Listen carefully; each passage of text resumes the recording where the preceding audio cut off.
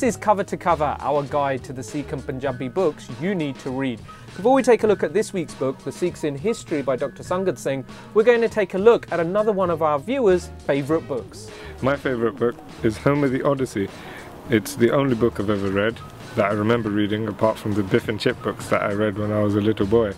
And I enjoyed this book because it was interesting to look into how Greeks went through their lives, what they thought, their mentality, their characteristics, and how they saw God and the demigods that rule the world, and how it was perceived that hope was this horrible evil that enticed men, just like the women, the demigods like Aphrodite and stuff like that. It was really, I found it really interesting. I'm hoping to read a few more on the Greek mythology. Probably Iliad's the next one to read after this, but otherwise I'm happy I read this. And for me, it depicts a man's journey through life and the hardships he goes through and the way that he dealt with them and prevailed in the end. Nice book like that. The Sikhs in History by Dr. Sangat Singh is a book that was published in 1995, and in the 2 decades since it was released, it has become a steadfast reference tool for anyone interested in Sikh history. The author completed his graduate studies and his PhD at the Punjab University and then went on to a lucrative career working in the civil services. The book covers Sikh history up until the time of publishing, so up until 1995, right from 1469. Each of the chapters covers a different period of Sikh history. At the very beginning, we have an introduction as to why the author has written this book in the first place.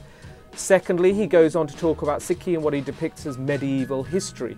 So that is the time period of the Gurus, and immediately after the Gurus, right up until the decline of the Sikh kingdom under Maharaja Ranjit Singh and the annexation of Punjab.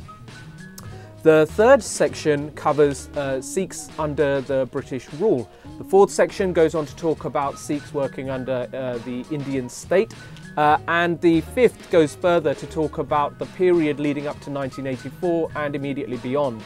In the final chapter, Dr. Sangat Singh talks about the future for Sikhs and looking beyond at what might happen to Sikhs in the Punjab and in South Asia generally. There is also an extensive index at the back, which is actually incredibly helpful for anyone who wants to use this book as a reference tool. It's quite funny actually that the author is remarkably frank in his assessment of what's taken place to the Sikh people in Punjab over the last 50 or 60 years post-partition of India and Pakistan. Whilst the author has a definite slant on his take on the Sikhs in history, this book is an interesting read for any person who picks it up, but particularly those who have a keen interest in the Punjab and Sikhs over the last 100 years or so. We want to know what you think, so please do leave a comment below.